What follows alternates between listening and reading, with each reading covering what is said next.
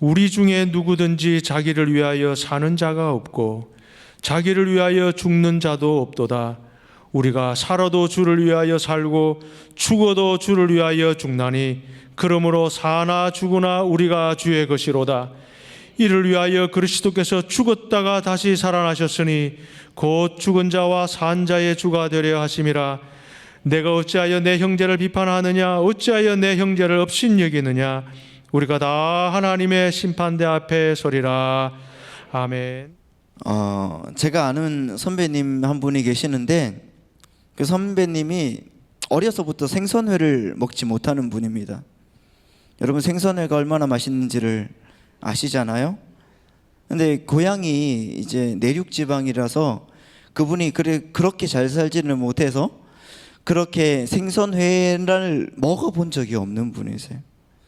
그래서 이 생선을 보는 것도 불가능했지만은 먹어도 꼭 절여져 있는 그 고등어나 이런 것들만 이제 먹어보니까, 웅치나 이런 것들만 먹어보니까 대학교를 졸업할 때까지 생선회를 먹어본 적이 없습니다. 저같이 울릉도에 태어나서 울산에 살면은 그런 거 많이 먹는데 이분은 내륙에 태어나서 좀 그랬습니다. 그렇다고 또 제가 돈이 좀 많았나, 그것도 아니라서 사줄 수도 없고 뭐 그랬습니다. 그분이 이제 신학교에 졸업하고 이제 춘천으로 이제 그 교회 사역을 하게 되었습니다. 사역을 하러 가게 되었습니다. 춘천이 어떤 곳입니까? 물이 맑고 깨끗한 곳이니까 이 향어나 잉어나 뭐 이런 곳들이, 송어나 이런 것들이 많지 않습니까? 그러다 보니까 생선회를 먹는 것이 보편화되어 있었습니다. 그러니까 어떤 집사님이나 장로님이나 교회 권속들이 섬기려고 하면은 주로 어디로 갈까요? 횟집으로 갑니다. 횟집으로. 근데 이분이 생선회를 못 먹지 않습니까? 먹어본 적도 없고 먹어도 무슨 말인지 모르겠고, 성도들이 대접을 하니까 거절할 수도 없고 좋든 싫든 아무튼 맛있게 먹어야만 했는 겁니다.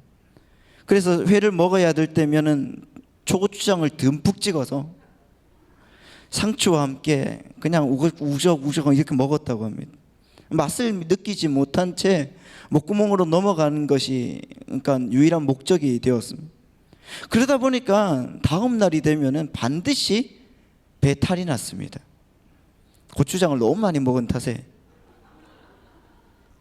그래서 이 그 선배님이 그 권사님한테 그래 통하는 권사님한테 자기의 속사정을 얘기를 했어요. 이렇게 먹으니까 너무 힘들다. 회를 잘 못 먹는데 이런 어려움들을 이렇게 얘기를 했습니다. 그러니까 며칠이 지나고 성도들이 대하는 태도가 달라지더라는 겁니다. 솔직히 사역자가 맛있는 거 사주면 그냥 먹을 것이지, 회도 못 먹으면 어떻게 하냐, 막 이런 사람들이 막 생겨나는 것입니다. 그래도 또 다른 분들은, 어떤 분들은 장소를 옮겨서 다른 음식을 대접할 수 있도록 배려를 해주고 이런 분들도 있고, 작은 배려 속에서 이분이 이제 그 작은 배려가 자기 마음속에 아직도 따뜻한 기억이 남았다는 것들을 이렇게 얘기를 해준 적이 있습니다. 여러분, 우리가 코로나19를 통해서 교회 안에 여러 말이 있지 않습니까? 여러분, 어떤 분들은 예배를 좀 쉬어야 된다 하는 분들도 계시고, 또 어떤 분들은 예배를 드려야 된다는 그렇게 말씀하시는 분들도 계십니다. 뭐가 옳고 뭐가 그런지 저나 다른 사역자들이 이야기를 하면은 어떤 분들은 막 따지세요. 전화도 몇 번 받았습니다. 왜 예배를 쉬지 않냐고. 어떻게 예배를 하면서 막 점점점점 막 이러갑니다. 또 그래도 예배를 드려야 되지 않습니까? 이렇게 얘기를 하면은 이해해 주는 분들도 계시고, 참 여러분 쉽지 않은 기간인 것 같습니다. 그래서 영상 예배를 드리시는 분들도 많을 텐데, 영상 예배를 드리시는 분들 또한 마찬가지로 여러분 예배를 드리는 것처럼 옷차림 하나, 헌금, 모든 자세를 올바로 하면서 예배를 드려주시기를 예수님의 이름으로 부탁드립니다. 여러분, 교회에는 정말 어떻게 보면 다양한 습관과 문화를 가진 사람들이 모여 있습니다. 그래서 서로 다른 것들 때문에 갈등이 생기는 경우가 종종 있습니다. 하지만 하나님의 말씀에 기준이 어긋나는 문제만 아니라고 하면은 우리는 서로 관대할 필요가 있다는 것입니다.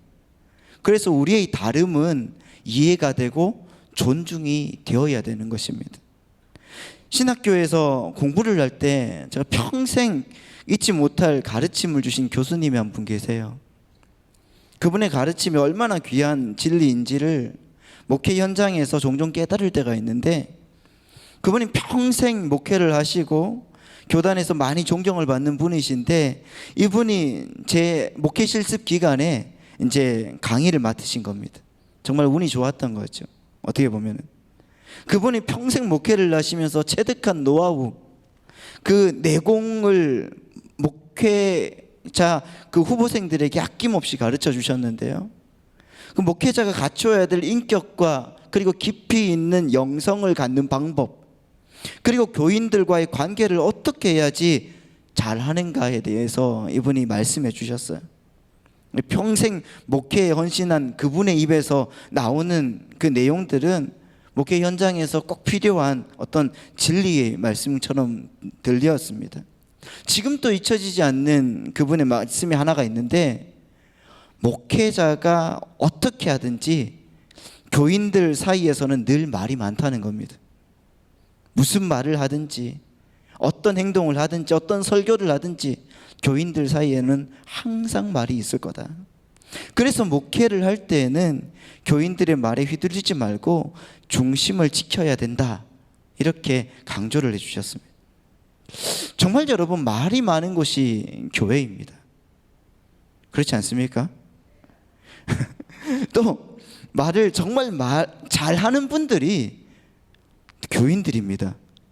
그러다 보니까 교회 안에는 재판관이 참 많습니다.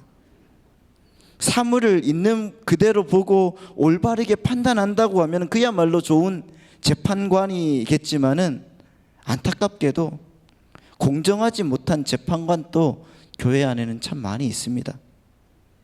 지금도 우리 교회에는 없습니다. 믿으십니까? 제가 예전에 베트남에서 이렇게 말해야지 될 것 같아서요. 아무도 그런 권한을 주지 않았는데, 목회자는 물론이고 교회와 교인들까지 판단하는 분들이 계셨어요. 때때로 어떤 사람들 때문에, 이런 분들 때문에 어떤 사람들이 어려움을 겪곤 했습니다. 그분들이 하는 말은 또 다 제 귀로 다 들러오는 겁니다. 그렇지 않습니까? 실망스러운 일들이 벌어질 때마다 회의를 느끼기도 하고, 그러다가도 교인들을 판단하지 말아야 된다는 어떤 생각에 정말 제 스스로 추스리고 이렇게 했습니다. 목사가 교인을 판단하지 않으면은 교인들이 목사를 판단하지 않을 것이라는 그 기대감을 가지고 목회 사역을 감당하고 그렇게 사역을 했습니다. 여러분, 하나님이 우리를 판단하지 않으시는데 누가 감히 우리를 판단하시겠습니까? 민수기를 보면은, 민수기는 여러분 이스라엘 백성들의 숫자, 다시 한번 백성민 숫자 수 기록할 기, 이렇게 해서 민수기인데요. 이 민수기 4장에 보면은 하나님이 레위인 38세 이상, 30세 이상, 50세 이하 8,580명 각각에게 그 할 일을 부여하시고 충성을 요구하시는 장면이 나옵니다. 그런데 여러분, 민수기 4장 49절을 보면은 이렇게 말씀을 하시거든요. 다 같이 한번 읽어보도록 하겠습니다. 시작. 그들이 할 일과 짐을 매는 일을 따라 모세에게 계수되었으되,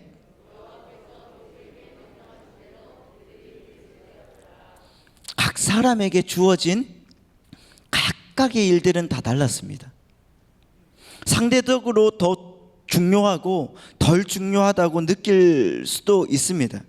하지만 비록 그 일이 성막의 작은 어떤 물품 하나를 매는 일을 할지라도 바른 믿음과 경외함으로 섬긴다고 하면은 그에 합당한 하나님의 상급이 주어진다는 것입니다. 정말 여러분, 우리 주님의 일을 여러분 하고 계시지 않습니까? 아멘. 나의 직분이나 은사는 하나님의 뜻으로 말미암은 것임을 여러분 믿으시기 바랍니다. 우리는 다른 사람들의 직분과 그들이 받은 은사에 대해서 그래서 여러분 서로 시기하지 말아야 되는 것입니다. 그 모든 것들은 전적으로 하나님의 주권적인 은혜로 값없이 주어진 것임을 믿으시기 바랍니다. 또 여러분 중요한 것은 우리가 자꾸 남을 비교한다는 겁니다. 네, 비교할 수 있습니다. 우리가 다른 교회와 우리 교회를 비교할 수가 있습니다. 우리 집에서는 우리 아이와 다른 집 아이를 비교할 수 있습니다. 그런데 여러분, 이 비교가 비교의식으로 바뀌면 큰일 납니다. 비교의식이 시간의 지남에 따라 이 비교의식은 비판의식으로 바뀌고 발전되고 되고 맙니다. 그렇기 때문에 여러분, 우리가 비판하면은 그때부터 교회와 가정은 무너지기 시작하는 것입니다. 왜 우리가 비판하는 것입니까? 나와 그 사람이 다르기 때문에 비판하지 않습니까? 비난이 난무하는 현장은 언제나 잘못된 비교의식에서 출발을 하게 되어 있습니다. 그리고 잘못된 비교의식은 교만과 자기 비하라는 어떤 독이 있는 열매를 맺게 되어 있다는 것입니다.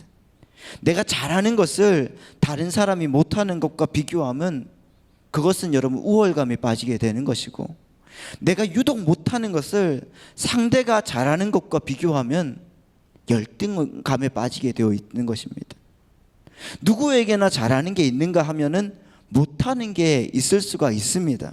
하지만 우리는 이러한 사실을 인정하지 않으려고 정말 많은 면에서 내가 잘하기만을 바라잖아요. 사무엘서를 보면은 여러분, 이스라엘 첫 번째 왕이 사울 아닙니까? 근데 사울은 비교의식에 눌려서 늘 그렇게 살아왔습니다.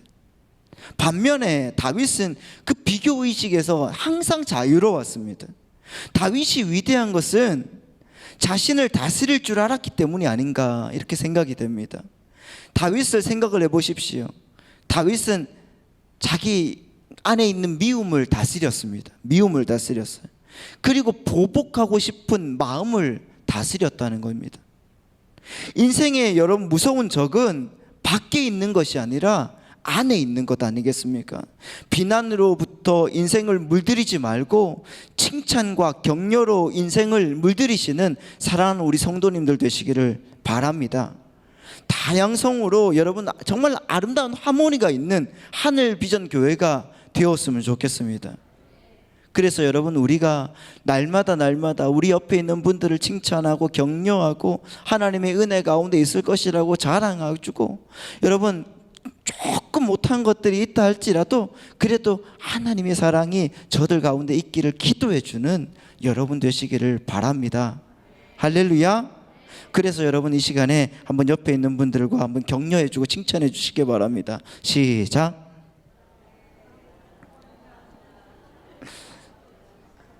자, 하나님이 채워주실 줄 믿습니다. 주님의 은혜가 여러분 풍성하시길 바랍니다. 그런데 여러분, 오늘 본문을 보니까, 오늘 본문을 보면 우상에게 바쳐진 고기를 사 먹는 것과 그리고 특정한 특정한 나를 신앙적으로 더 귀하게 여겨야 된다는 것에 대한 어떤 서로 다른 신앙의 기준을 가진 사람들이 그 로마 교회에 있었던 것 같습니다. 앞에서도 얘기했지만은 교회 안에는 참 다양한 사람들이 있습니다. 그들의 외모와 직업 그리고 가정 환경 등 다양함 외에 신앙관도 사람마다 다 다르더라는 겁니다. 바울이 살던 시대의 사람들도 각기 다른 신앙관을 가지고 있었습니다. 바울은 두 가지의 예를 들어요. 하나는 음식에 대한 것이고 하나는 날에 대한 것입니다. 여러분 로마서 14장 2절 3절 말씀을 한번 우리가 읽도록 하겠습니다. 시작. 어떤 사람은 모든 것을 먹을 만한 믿음이 연약한 자는 채소만 먹느니라. 먹는 자는 먹지 아니한 자를 없인 여기지 말고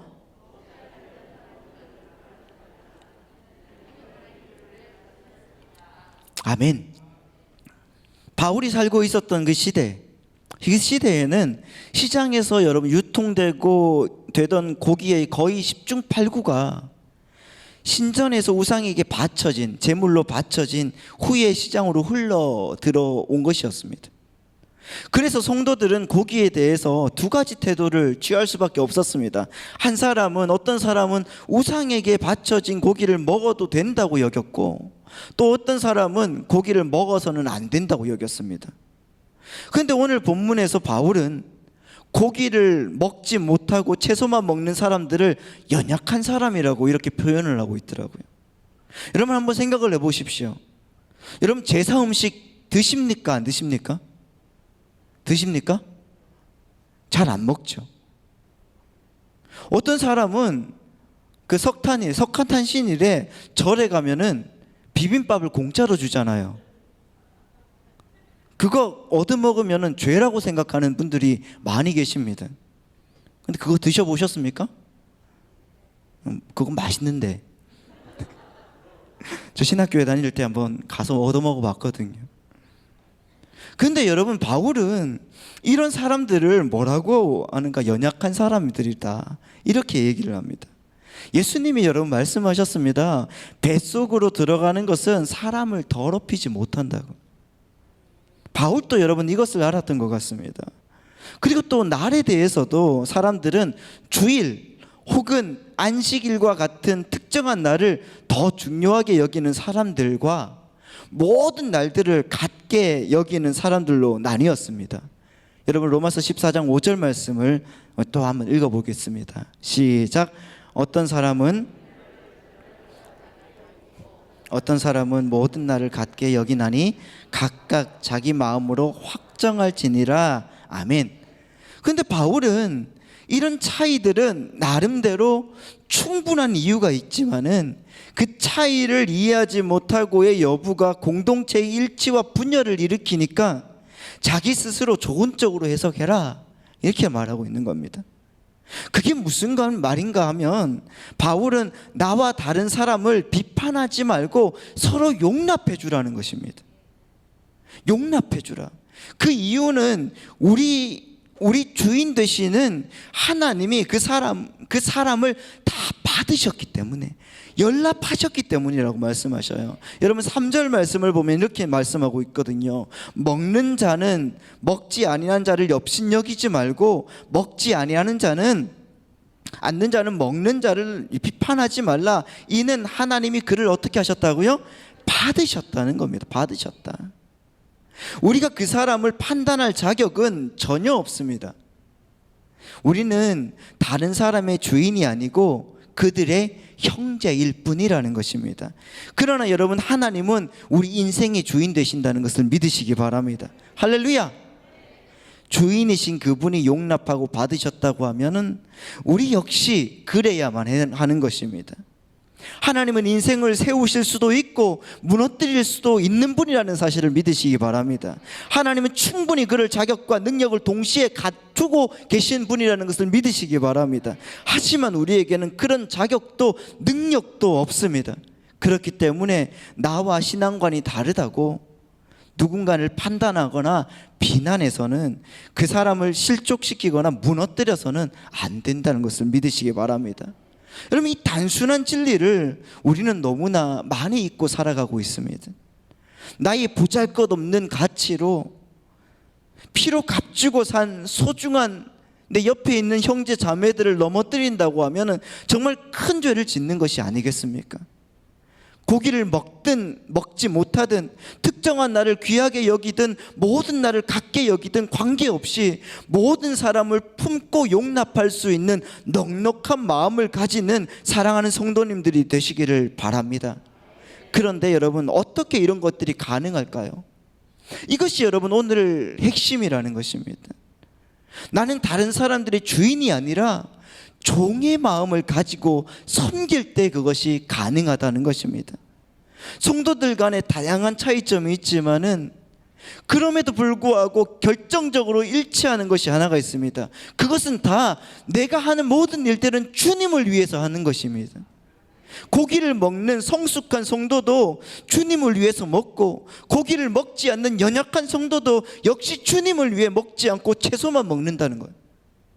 주일 혹은 안식일을 귀하게 여기면서 지키는 사람들이나 일주일 모두를 경건하게 살기를 결심하는 사람들 모두가 중심에는 어떻게 하면 주님을 잘 섬길까 하는 그 마음이 있는 것은 동일하다는 것입니다. 주님을 사랑하고 위하는 그 마음이 하나라고 하면은 다른 차이점은 정말로 작은 것에 불과하다는 것을 믿으시기 바랍니다. 오히려 그런 차이점들은 교회와 공동체를 더욱 풍성하게 만든다는 것이죠. 그렇기 때문에 여러분 8절과 같은 마음을 품고 여러분 살아가시길 바랍니다. 14장 8절 말씀입니다. 시작.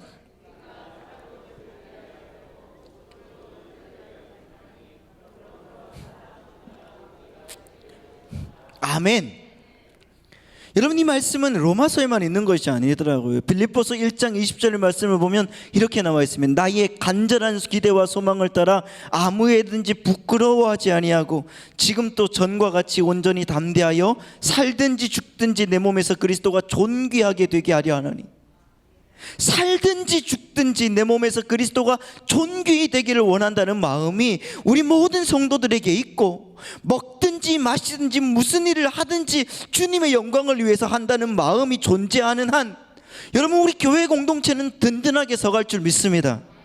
그러므로 우리는요, 우리의 차이점에 집중하는 것이 아니라 정말 주님을 섬기기를 원하는 마음이라는 공통점에 집중하는 믿음의 백성이 되시길 바랍니다. 작은 요소에 다른 면만 보고 비판하고 싸우기보다는 그보다 중요한 같은 면을 보고 일치를 이루어가는 믿음의 사람, 정말 아름다운 공동체가 되시기를 바랍니다. 그래서 여러분, 우리가 8절의 말씀처럼 우리가 살아도 주를 위하여 살고 죽어도 주를 위하여 죽나니 그러므로 사나 죽으나 우리가 주의 것이로다 고백하는, 여러분, 이 고백이 우리의 입에서 흘러나오는 놀라운 역사가 있기를 바랍니다. 10절 말씀을 다 같이 한번 봅시다. 10절 말씀 보면 이렇게 나와 있습니다. 시작. 네가 어찌하여 네 형제를 비판하느냐, 어찌하여 네 형제를 업신여기느냐, 우리가 다 하나님의 심판대 앞에 서리라. 여러분, 우리는 매사에 비교하기를 좋아하고 나와 다른 사람이 잘못됐다고 생각하는 경향이 있습니다. 그러나 우리의 기준은 변하지 않는 하나님과 그분의 말씀임을 기억하시길 바랍니다. 하나님은 나와 다른 사람을 받아들이라고, 용납하라고 명령하십니다. 여러분, 예수님의 죽으심으로 살리신 형제 자매를 우리의 판단으로 무너뜨리지 말라고 경고하고 계신다는 것입니다. 옛말에 여러분, 교각살우라고 하는 말이 있죠. 소의 뿔을 고치려다가 소를 죽인다는 말입니다. 우리 역시 여러분, 이런 어리석음을 범할 수 있습니다. 우리에게는 뿔의 모양이 마음에 들지 않더라도 용납할 수 있는 지혜와 아량이 필요하다는 것입니다. 그동안 우리 공동체 안에 뿔의 모양에만 집착하는 사람들이 많았습니다. 그래서 서로 싸우고 상처를 줬습니다. 뿔의 모양으로 서로 구별할 수 있는데 그 다양성을 무시한 채 똑같은 것을 최상의 가치로 여길 때도 많았습니다. 그러나 여러분, 하나님의 사람은 그 중심이 같지 않습니까? 그것으로 충분한 믿음의 백성이 되시길 바랍니다. 바울은 하나님의 형제를 비판하고 업신여기는 사람은 분명히 심판대 앞에 설 것이다 말씀하고 있습니다. 이렇게 경고합니다. 우리의 작은 모습을 하나님 앞에 이제는 내려놓으셔야 돼. 그리고 나를 위해서 십자가까지 지신 예수 그리스도의 그 사랑을 돌아보면서 내 옆에 있는 그분의 마음을 다시 한번 역지사지하는 마음으로 생각해보는 놀라운 시간이 되었으면 좋겠습니다. 그렇게 되면 우리 앞에 심판되는 여러분 정말 놀라운 시상대로 바뀌어지게 될 줄 믿습니다. 심판대는 마지막에 우리를 심판하는 장소지 않습니까? 그곳에서 다른 사람들은 모두 지옥의 심판대 앞에 딱 서서 심판을 받는데, 우리는 하나님과의 영원히 교제하고 즐거워하는 하나님의 시상을 받으면서 즐거워할 날을 고대하시기를 바랍니다. 그러기 위해서는 여러분 사랑해야 되는 겁니다. 사랑하시기 바랍니다. 옆에 분에게 여러분 고백하십시다. 사랑합니다. 축복합니다. 정말 주님의 은혜가 넘치시길 바랍니다.